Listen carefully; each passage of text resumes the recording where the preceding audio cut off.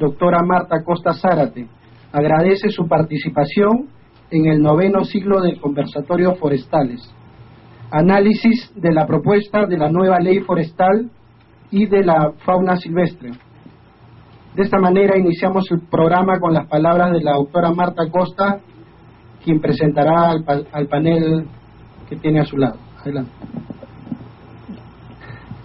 Buenas tardes. Efectivamente, el día de hoy vamos a dar inicio al 9º conversatorio para abordar el tema análisis de la propuesta de la nueva ley forestal y de fauna silvestre. Le damos la bienvenida a los ingenieros Gustavo Suárez de Freitas Calmet, secretario técnico de la nueva ley forestal del MINAF, así como también al ingeniero Ignacio Lombardi Indacochea, presidente de la Cámara Nacional Forestal. Estos dos primeros van a ser expositores. También saludamos al ingeniero Marco Romero, representante de Forestas, al ingeniero Manuel Ríos, profesor principal de la Universidad Nacional Agraria, al ingeniero Jaime Narvarte, director ejecutivo de AIDEP, así como también al doctor Carlos Andaluz, presidente ejecutivo de Proterra, y a todos los que el día de hoy, como todos los viernes, nos acompañan en este ciclo de conferencias. Quiero recordar que este tema es de vital importancia para el país. También manifestar y recordar que casi un mes como hoy, el año pasado se dieron en el Congreso de la República dos leyes. Una el 11 de junio se publicó, me refiero, a la ley 29376, mediante la cual se suspendió, ¿no?, la vigencia de las normas de la decreto legislativo 1090, y posteriormente el 19 de junio se derogó el decreto legislativo 1090 y el 1064, de manera que a partir de esa fecha es que el Ejecutivo, tenemos conocimiento, ha tenido la obligación de formular un nuevo proyecto de ley, el mismo que, revisando las normas publicadas en la página web, veo que tiene 160 artículos.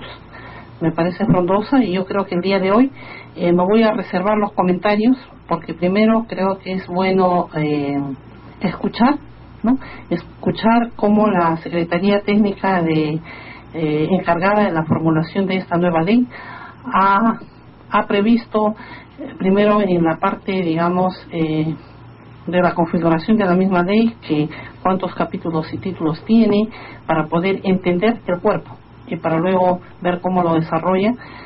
Y bueno, porque también me llamaba bastante la atención en el sentido de que las otras normas, las que se me han derogado y luego han sido restablecidas, me estoy refiriendo a la ley 27308, tiene 34 artículos, de manera que debe tener alguna justificación, ¿no? Y creo que este espacio es precisamente para ver los que están o no están de acuerdo, ¿no?, con la configuración, y que van a permitir que en todo caso se apruebe una norma que se ajuste a las necesidades del país. Bien, sin más preámbulos, vamos a seguir con la programación de este conversatorio, cediendo el uso de la palabra al ingeniero Gustavo Suárez de Freitas Calmet, secretario técnico de la nueva ley forestal, para que pueda abordar el tema de la nueva propuesta de la ley forestal. Adelante, ingeniero. Buenas tardes, muchas gracias por la oportunidad.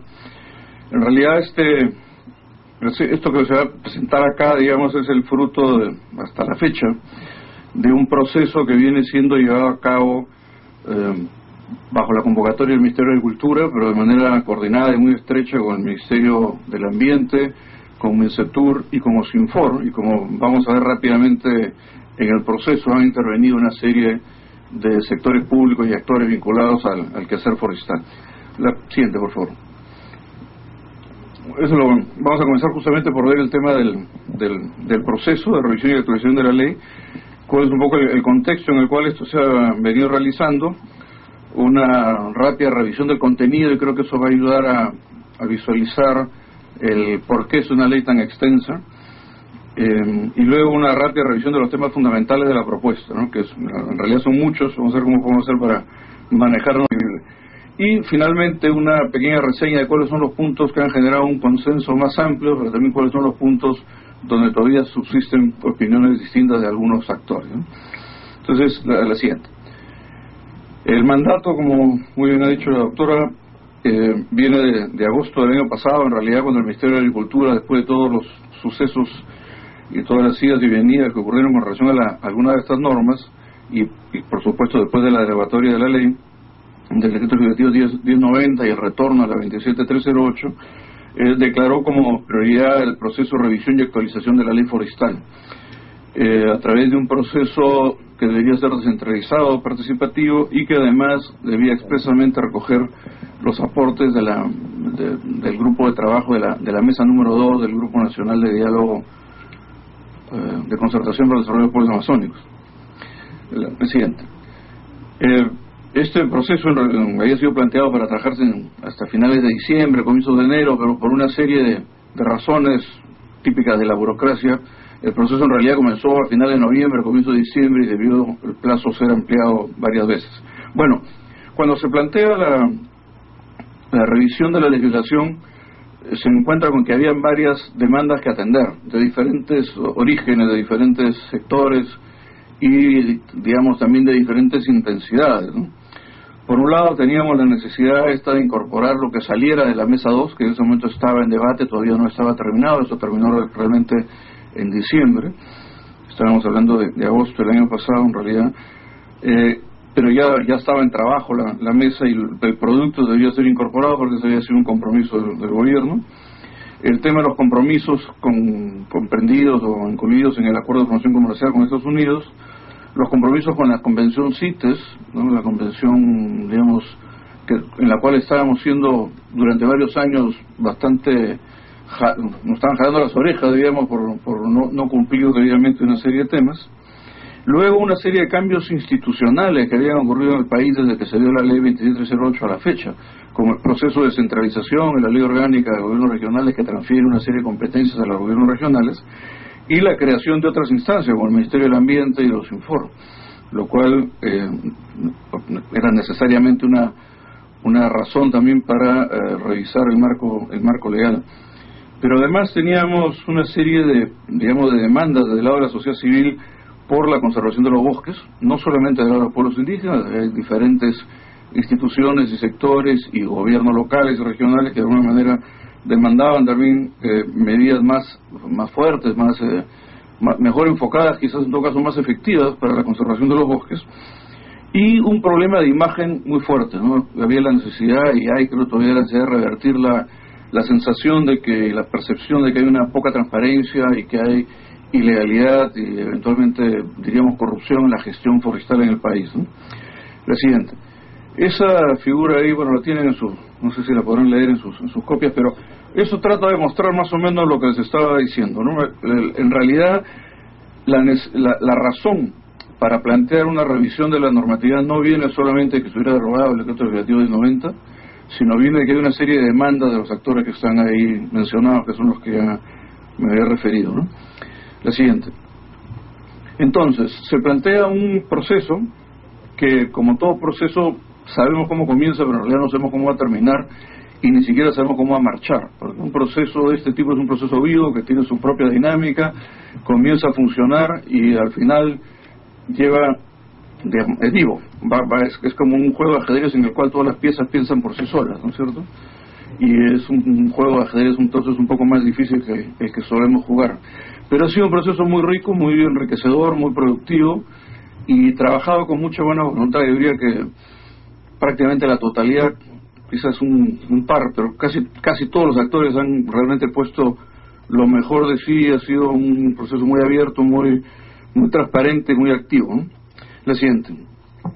Entonces, ¿de qué se trata el proceso? El proceso en realidad se trata de reconocer que hay un conjunto enorme de actores forestales, que hay diferentes usos de los bosques, que hay diferentes usuarios de los bosques y que por tanto hay un enorme y casi natural escenario para conflictos por diferentes deseos de cómo usar los espacios y los recursos. Y claro, cada uno tiene argumentos, todos son válidos, cada uno tiene intereses, los intereses son legítimos, pero necesitamos tratar de alinear los intereses privados con el interés nacional. Se inició un proceso ya de diálogo sobre los aportes, hemos tenido sucesivos documentos publicados, 2 versiones preliminares formales y muchas informales que han ido dando vueltas, y al final tenemos entonces ahora una propuesta ya, digamos, en etapa final de elaboración. La siguiente. Solamente para que quede el registro y lo tengan ahí, esos son los números del proceso. Se ha trabajado en paralelo una propuesta política, una propuesta de ley. Hemos tenido más de 1000 participantes, 200 aportes, 11 reuniones regionales, prepublicaciones y un grupo de trabajo casi permanente entre estos 4 sectores, ¿no? La siguiente.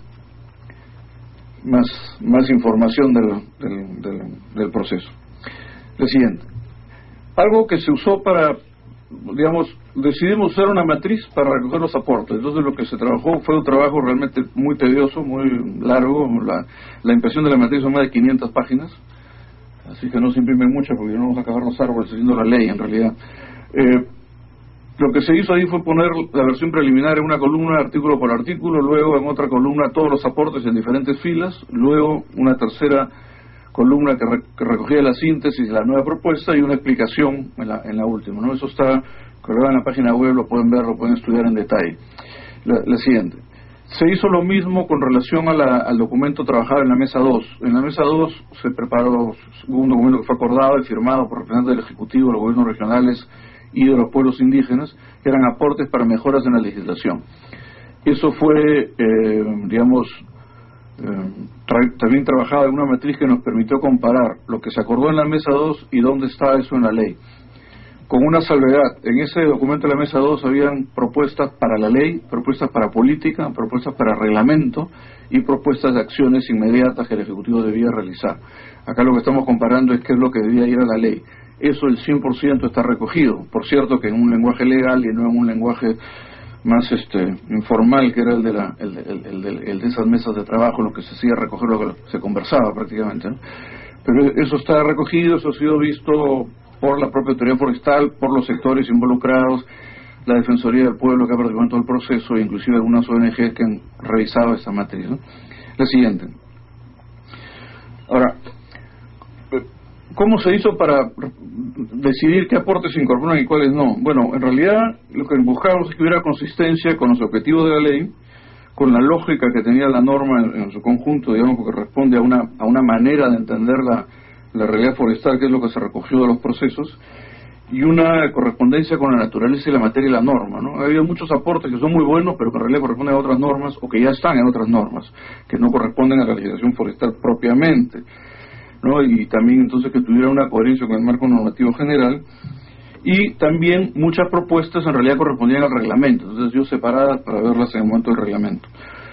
Esto es muy importante, esta figura que tienen aquí. En realidad una ley no soluciona el problema, ¿no es cierto? La ley es una parte de una cadena que se inicia realmente con las políticas públicas, luego viene la ley, que es un instrumento de obligación de la política, la institucionalidad requerida para llevar esta ley a la práctica y el reglamento que permite operativizarlo. Si no tenemos estos 4 elementos, en realidad no hemos avanzado nada.